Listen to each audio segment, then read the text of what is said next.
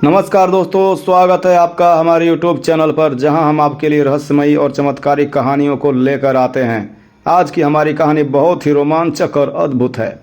यह कहानी एक इच्छाधारी नागिन की है जो अपनी नागमणि की रक्षा के लिए किसी भी हद तक जा सकती है।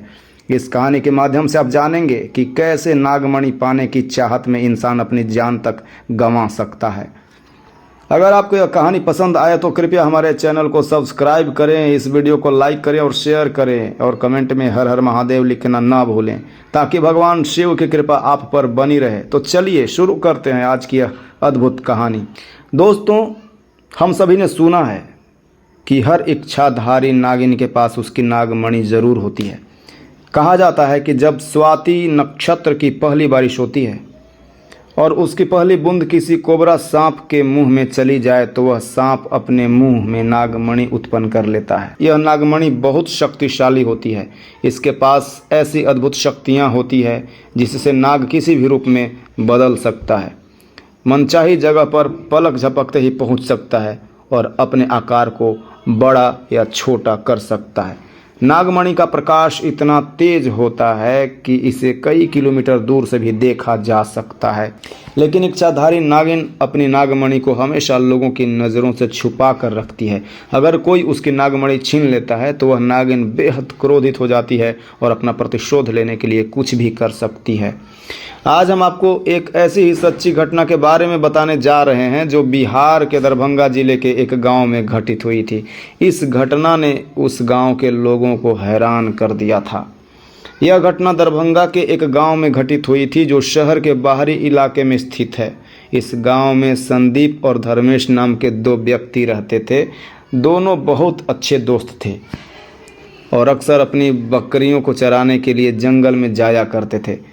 उसी जंगल में एक इच्छाधारी नागिन भी रहती थी जो अपनी नागमणि की रक्षा करती थी। एक दिन धर्मेश की एक बकरी जंगल में खो गई। धर्मेश ने अपने दोस्त संदीप से कहा, तुम बाकी बकरियों को लेकर घर वापस जाओ, मैं अपनी इस बकरी को ढूंढ कर वापस आता हूँ। शायद वह जंगल के अंदर चली गई है। उधर इच्छाधारी नागिन अपना भेष बदलकर मनुष्य का रूप धारण कर गांव की ओर भ्रमण के लिए निकली हुई थी। उसने अपने नाग को नागमणि की रक्षा के लिए छोड़ दिया था। धर्मेश अपनी बकरियों को ढूंढते हुए जंगल में पहुंचा। तभी उसे एक पेड़ के नीचे बने बील से तेज रोशनी आती हुई दिखाई दी। उसे लगा कि शायद वहां कोई कीमती हीरा या खजाना छुपा हुआ है। उसने पेड़ की एक टहनी तोड़ी और उसे एक डंडे में बदल लिया। इसके बाद वह उस बील को जोर जोर से मारकर तोड़ने लगा। उसे बिल को तोड़ते समय ऐसा लगा जैसे कुछ अंदर से हिल रहा हो। धर्मेश की डंडे से की गई मार सीधे नाग पर पड़ी जो उस बिल के अंदर था और नाग ने उसी समय दम तोड़ दिया। जब धर्मेश ने मरे हुए नाग और उसके पास चमकती हुई मणि को देखा तो उसे समझ आ गया कि वह मणि और कुछ नहीं बल्कि नागमणि है। धर्मेश ने पहले नाग को डंडे से हिलाकर देखा और सुनिश्चित किया कि नाग सच में मर चुका है या नहीं। जब उसने पूरी तरह से यह पक्का कर लिया कि नाग मर चुका है तो उसने अपने रुमाल में नागमणि को लपेट लिया और जल्दी से वहां से भाग निकला। जब नागिन वापस अपने बिल की तरफ लौटी तो उसने देखा कि उसकी नागमणि गायब है और उसका नाग मरा पड़ा है। यह देख वह गुस्से से पागल हो गई। अपनी शक्तियों का इस्तेमाल करते हुए उसने नाग की आंखों में देखकर यह पता लगा लिया कि उसका कातिल कौन है। धर्मेश ने एक बहुत बड़ी गलती कर दी थी। उसने मरे हुए नाग के शरीर को वहीं छोड़ दिया था। अगर उसने नाग के शरीर का अंतिम संस्कार कर दिया होता तो शायद नागिन को इसके बारे में पता ही नहीं चलता। धर्मेश इस समय बहुत खुश था क्योंकि उसे दुनिया की सबसे शक्तिशाली चीज़ मिल चुकी थी, नागमणि। घर पहुंचते ही उसने सबसे पहले नागमणि अपने हाथ में पकड़ी और मन ही मन इच्छा जाहिर की कि उसकी खोई हुई बकरी वापस आ जाए। और तभी चमत्कार हुआ। अगले ही पल वह बकरी उसके घर के दरवाजे के बाहर खड़ी थी। धर्मेश यह देखकर बहुत खुश हो गया। नागमणि की सहायता से धर्मेश ने अपने घर को भी बदल दिया और धीरे धीरे गांव का सबसे अमीर इंसान बन गया। लेकिन नागिन अपने नाग की हत्या का बदला लेने के लिए बेताब थी। नागमणि की वजह से वह धर्मेश को सीधे तौर पर नुकसान नहीं पहुंचा सकती थी, इसलिए उसने अपनी शक्ति का उपयोग किया और एक सुंदर कन्या का रूप धारण किया। एक दिन जब धर्मेश किसी काम से दूसरे गांव जा रहा था तो रास्ते में उसने उस कन्या को देखा जो रो रही थी। धर्मेश ने बैलगाड़ी रोककर उससे पूछा, आप क्यों रो रही हैं? लड़की के रूप में छुपी हुई नागिन ने कहा, मेरा नाम सोनाली है। मैं अपने पति के साथ दूसरे गांव में रहती थी, लेकिन कल उसने दूसरी शादी कर ली और मुझे घर से बाहर निकाल दिया। अब मैं बेघर और बेसहारा हूँ। धर्मेश को उस स्त्री पर तरस आ गया और वह उसकी सुंदरता से मोहित भी हो गया। उसने सोनाली को अपने घर में रहने की अनुमति दे दी। धीरे धीरे धर्मेश और सोनाली के बीच दोस्ती हो गई और यह दोस्ती इतनी गहरी हो गई कि धर्मेश को पता ही नहीं चला कि वह उससे कब प्यार करने लगा।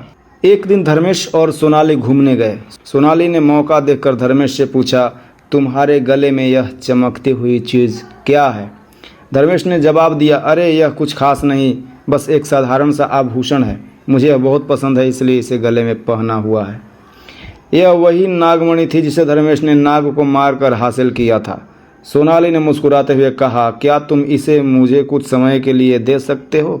मुझे इसकी चमक बहुत पसंद आई है और मैं इसे पहनकर देखना चाहती हूँ कि यह मेरे गले में कैसा लगता है। धर्मेश ने चौंकते हुए कहा, नहीं, मैं तुम्हें यह नहीं दे सकता। इसके बदले तुम जो चाहो मांग लो, मैं तुम्हें दे दूंगा। सोनाली नाराज हो गई और बोली, तुम तो कहते थे कि मुझसे बहुत प्यार करते हो, लेकिन जब मैंने तुम्हारे गले का यह छोटा सा आभूषण मांगा तो तुम मना कर रहे हो। धर्मेश ने ना चाहते हुए भी वह नागमणि सोनाली को दे दी और कहा, ठीक है, इसे कुछ समय के लिए पहन सकती हो, लेकिन इसे कहीं घुमाना मत। जैसे ही सोनाली के हाथ में नागमणि आई, उसका रूप बदलने लगा। एक पल में वह सुंदर स्त्री से एक भयानक नागिन में परिवर्तित हो गई। उसका चेहरा बिल्कुल नाग जैसा हो गया। उसने धर्मेश को कई बार डंसा और अंत में उसे मार दिया। नागिन का इंतकाम पूरा हो चुका था। उसने अपने नाग की हत्या का बदला ले लिया था। कहा जाता है कि वह नागिन अभी भी उसी गांव में अपने नाग के लिए 500 सालों से जिंदा है। इसके बाद से गांव में कई अजीब घटनाएं घटित होने लगी, जिन्हें सुनकर हर कोई हैरान रह जाता है। दोस्तों, यह कहानी हमें एक बहुत से महत्वपूर्ण सीख देती है कि हमें कभी भी नागमणि या इच्छाधारी नागिन के साथ छेड़छाड़ नहीं करनी चाहिए। अगर कोई व्यक्ति ऐसा करता है तो नागिन 7 जन्मों तक उसका पीछा नहीं छोड़ती।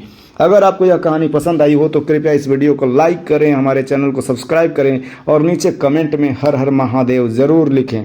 भगवान शिव की कृपा आपके और आपके परिवार पर सदैव बनी रहे। वीडियो देखने के लिए आपका बहुत बहुत धन्यवाद।